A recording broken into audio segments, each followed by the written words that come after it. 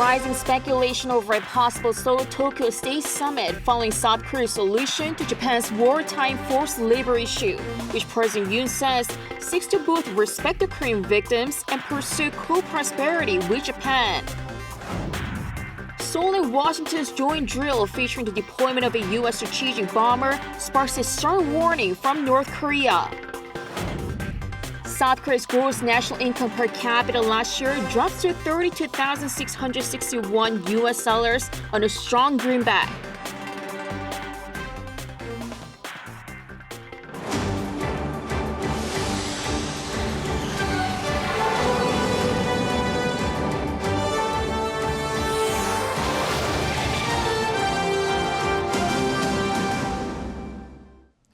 Good afternoon. We start with mounting speculation over a state summit between South Korea and Japan as soon as next week.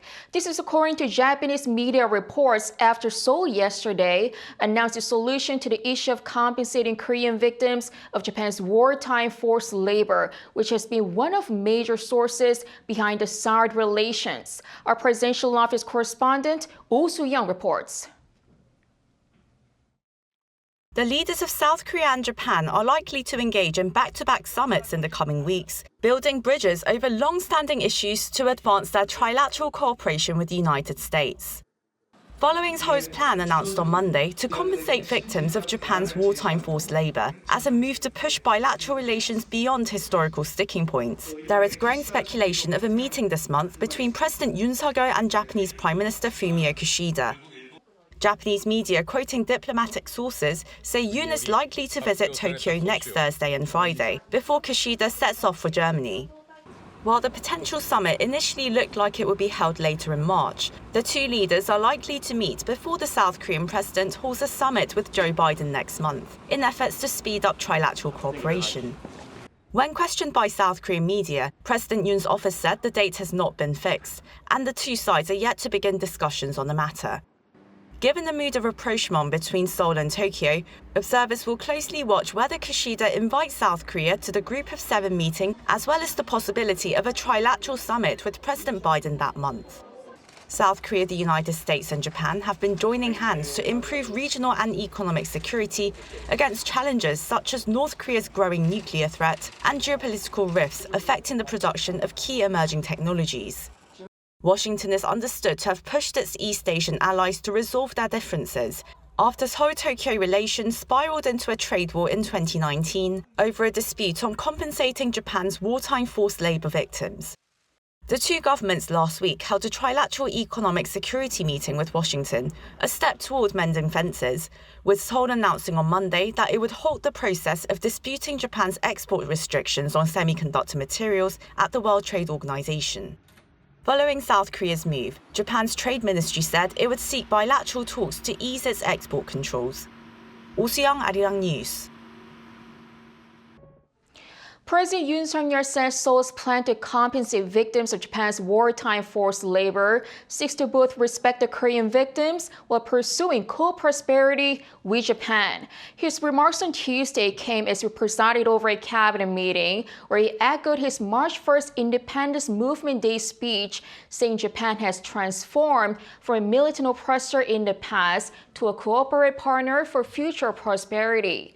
He said the future-oriented bilateral relationship not only helps the two nations, but also the rest of the world in terms of protecting freedom, peace, and prosperity. Yoon also called on each ministry to work with counterparts in Japan to support business and civilian exchanges. Regarding South Korea's latest announcement to compensate victims of Japan's wartime forced labor, the U.S. State Department said it looks forward to strengthening their trilateral partnership. In a press briefing on Monday, spokesperson Ned Price said the U.S. welcomes the, quote, historic announcement to resolve sensitive historical issues between South Korea and Japan. Adding that Seoul and Tokyo are two of Washington's closest allies, he said the U.S. has invested much time and focus on the trilateral relations as it is central to the shared vision of a free and open Indo-Pacific region. Seoul and Washington's joint military drill featuring the deployment of a U.S. strategic bomber has sparked a stern warning from North Korea. Our Lee Dae-yeon has more. North Korea says it's closely monitoring the military activities of South Korea and the U.S. The Korean Central News Agency on Tuesday reported that the North Korean leader Kim Jong-un's younger sister Kim Yo-jong said that Pyongyang is ready to take action depending on the two allies' military activities. Kim Yo-jong also warned that a military response to Pyongyang's strategic weapon tests, such as the interception of a missile, would be considered a declaration of war. She also said that North Korea's missile tests do not take place in areas under U.S. jurisdiction, nor do they harm the security of neighboring countries. This comes after the American nuclear-capable heavy bomber B-52H flew over the west coast of the Korean peninsula as it took part in a joint drill with the South Korean Air Force. According to the South Korean Defense Ministry on Monday, the American bomber and the F-15K and KF-16 jets flew in formation for the joint exercise. This is the first time in 3 months that the U.S. has deployed the B-52H strategic bomber to the Korean peninsula.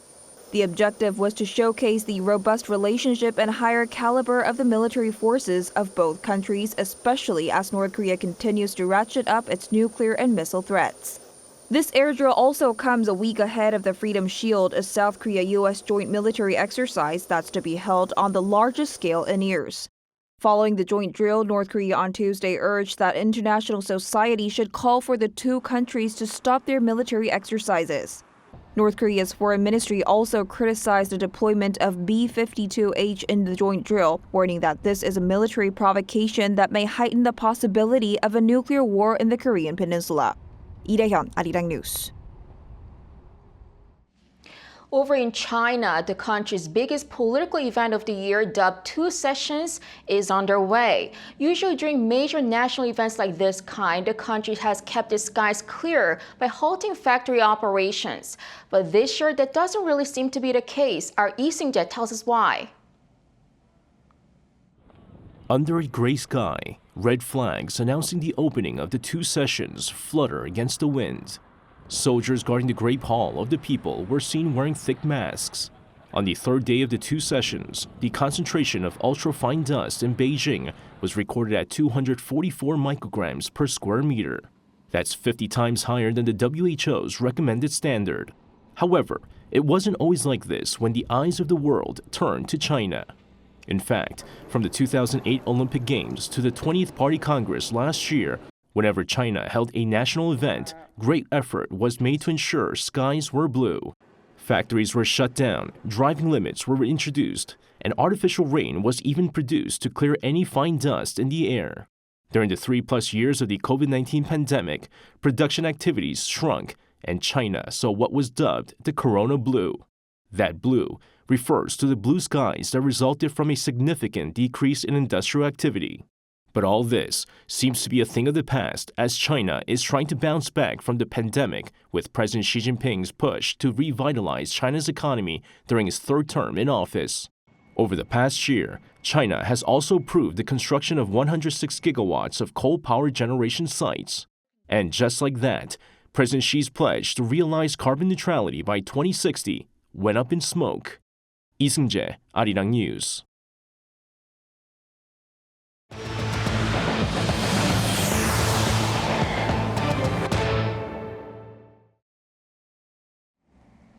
South Korea's gross national income per capita fell by more than 7% last year. While this fall was due to the drop in the value of the Korean won against the greenback, South Korea's overall economic data from 2022 is not encouraging. Our Moon Hae-ryun has the details. Preliminary data released by the Bank of Korea on Tuesday showed that South Korea's gross national income fell by 7.7% last year to $32,661. The decline was largely due to the weakening won against the greenback, as measurements by the Korean won showed a 4.3% increase in GNI per capita in 2021. It is down 7.7% from 2021 due to the unusual rise in the $1 exchange rate. The $1 exchange rate rose from 12.9% from 1,144 won to 1,292 won on average. Meanwhile, gross domestic product, which doesn't include overseas earnings, increased by 2.6% on year. The data is unchanged from the central bank's earlier estimate in January. This marks the slowest growth since 2020, when the economy was heavily impacted by the COVID-19 pandemic. The stunted growth was attributed to the sharp decline in exports, showing a growth of 3.2% on year in contrast with the 10.8% increase the year before. Data for the fourth quarter was particularly poor. GDP fell by 0.4% compared with the previous quarter, and exports fell by 3.4% on year. Production also declined significantly on quarter due to decreased production in the chemical, computer, and electronic sectors. 문혜련, Arirang News. South Korean IT giant Kakao Corporation and its subsidiary Kakao Entertainment have launched a tender offer to become the largest shareholder of SM Entertainment in a bid to fight off interest from BTS label HYBE. Kim Jung-sil has the details. A battle between Kakao and HYBE may have begun. Kakao Corporation and its entertainment unit Kakao Entertainment have launched a bid to increase their stake in K-pop label SM Entertainment by 35%. Details of the plan came to light through a regulatory filing by Kakao on Tuesday. According to the document, Kakao Corporation and its subsidiary are making an offer totaling almost $1 billion during the tender offer period from Tuesday until March 26th. Kakao called the decision something that will strengthen its strategic partnership with SM.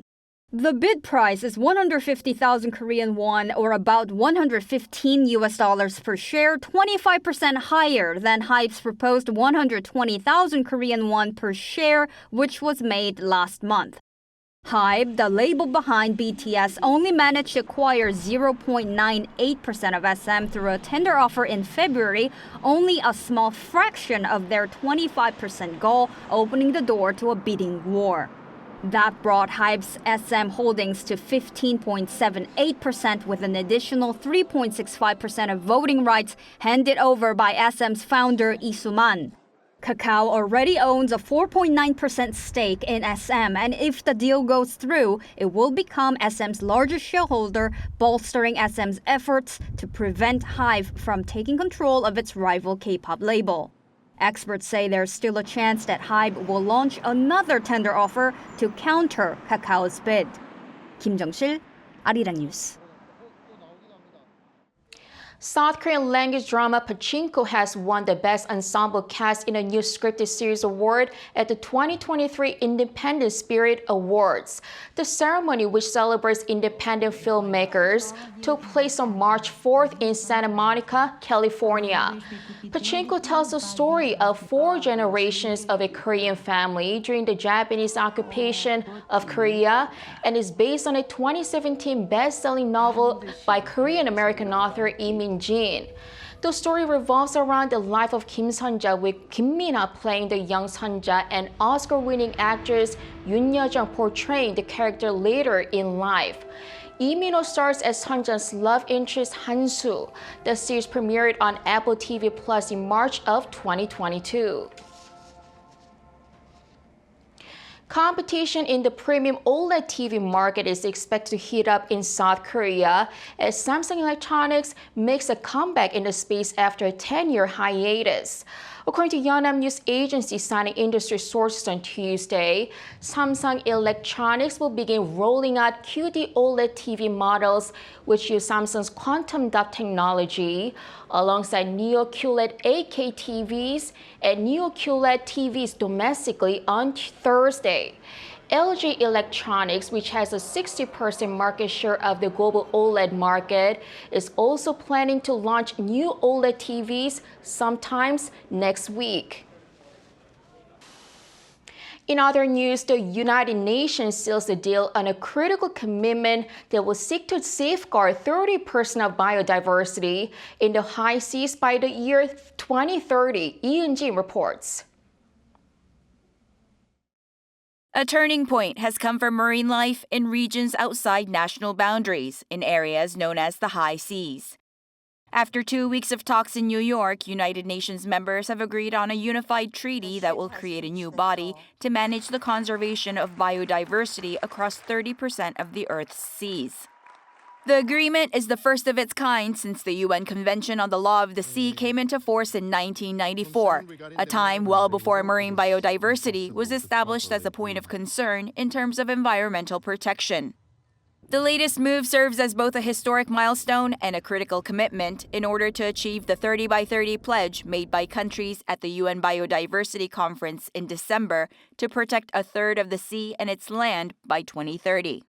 Well, this is a historic milestone passed because this is a treaty that will enable protected areas to be created in nearly half the Earth's surface, which you couldn't do before. There was no legal mechanism of creating marine protected areas in what are called areas beyond national jurisdiction. It's a very historic agreement, very exciting, and it will for the first time put in place a mechanism for creating these large marine sanctuaries in international waters, which is hugely important because right now only 1% of the high seas is protected within a marine reserve, and we need to get to 30% by 2030. The high seas have long suffered exploitation due to commercial fishing and mining, as well as pollution from chemicals and plastics, which until now required global cooperation for marine sustainability. The treaty will provide a legal framework for establishing marine protected areas called MPAs and to protect against the loss of wildlife. It will establish a conference where parties will meet periodically and enable member states to be held accountable for issues such as governance and biodiversity. A huge achievement on a global front, but conservationists have highlighted some stumbling blocks. One of the biggest being the divide between developing and developed nations and how to fairly implement the treaty. 이은진, Arirang News. South Korea has developed an artificial retina that's currently being tested to see whether it can help patients with vision problems. Industry experts say the product could serve as an effective way to minimize retina transparent failure. Cho Sung-min has the details.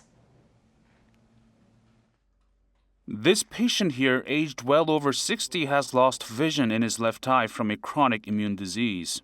Because his ability to see with his right eye has drastically debilitated, he decided to have an artificial retina implanted. It replaces the retina with a thin, special plate that just looks like a contact lens. The surgery turned out to be a success, as the patient claims he can now see better than before. I can sense the light very well and see what's ahead of me despite being blurry, so it's been helpful when walking.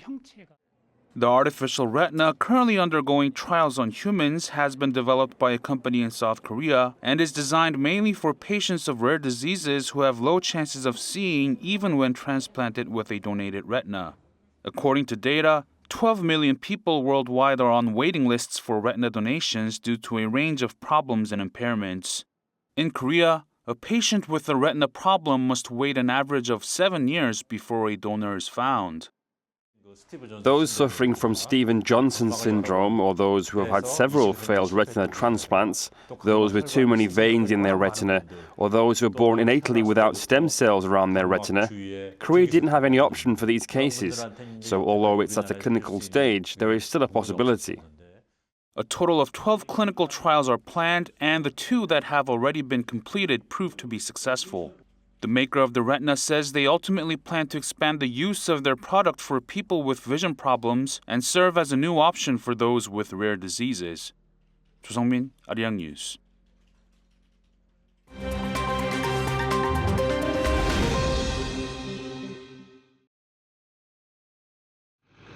Let's take a look at what's going on in the world now. In Pakistan, at least 10 police officers were killed and several injured in a suicide bombing attack in Balochistan province. The attack took place on Monday local time when a suicide bomber drove a motorcycle into a police truck, which was returning from policing a cultural festival. The Islamic State has claimed responsibility. The attack is the second in 24 hours to hit security forces in the province. It follows a bombing of a vehicle on Sunday, which killed one security official and wounded 8 others. The attack was claimed by the separatist Balochistan Liberation Front. The 2 bombings mark the latest in a series of attacks against Pakistan's security personnel. In late January, over 80 officers were killed in a suicide bombing that targeted police officers at a mosque in Peshawar. Shifting our attention to Belarus, where exiled opposition leader Svetlana Tikhanovskaya has been sentenced to 15 years in prison. The sentence on charges of high treason and conspiracy to seize power was handed down on Monday in absentia. Tikhanovskaya fled Belarus in 2020 after running in the presidential elections against sitting authoritarian leader Alexander Lukashenko. It's widely thought that she won the election, but that the results were changed in Lukashenko's favor. Following the sentencing, Tikhanovskaya rejected the legitimacy of the court. It comes days after Belarus sentenced Nobel Peace Prize winner and human rights activist Ales Bilyatsky to 10 years in prison on charges of financing protests and smuggling money. Meanwhile, in Paris, an exhibition is set to open to showcase the restoration work of the iconic Notre Dame Cathedral. Located beneath the square of the cathedral at the heart of the construction site, the exhibition opens on Tuesday local time. It will run until the 12th century cathedral is finally reopened to the public. And according to French officials on Monday, that could come as early as December 2024. This is on the back of fast restoration work that started last year, after 2 years of stabilizing the building. Notre Dame was badly damaged in a fire in April 2019, which saw its famous 93-meter spire collapse. And finally, in a bid to promote recycling, young members of the Scout Association in Mexico gathered from around the country to create a 90-meter lily flower using tin cans. Taking place in Mexico City's Zocalo, or Town Square, on Sunday local time, the Scouts made the arrangement and then raced to crush the cans for them to be recycled later. According to the head of the Scouts' Mexican branch, proceeds from the event will go to help those affected by the Turkey, Syria earthquakes and to local orphanages.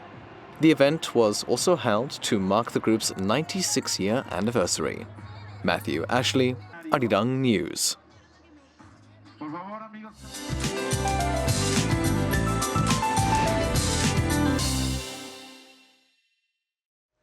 Good afternoon. Spring warmth is in full swing. Temperature gaps are easily surpassing 15 degrees from the morning temperatures. And it must be feeling like going through 2 seasons in one day for those in Gyeongju, from winter to early summer-like, with highs jumping 23 degrees Celsius this afternoon. And many southern parts of the country are also having highs above 20 degrees under sunny skies nationwide. Well, the early glimpse of mid-spring weather is enjoyable, but not so much the dusty and dry air. Stagnant airflow and dust from overseas are creating dustier conditions today. Also, dryness in the air is showing no sign of easing up. 70% of this year's wildfires broke in just 1 month, with nationwide accumulated precipitation of less than 15 millimeters. Well, we have some rain in the forecast on Wednesday and Thursday, but it won't be enough to relieve the dryness in the air. And also, don't put away your winter jackets just yet. Abnormally warm temperatures will come to an end next week after nationwide rain that's in the forecast for Sunday. That's Korea for you, and here's a look at the international weather conditions.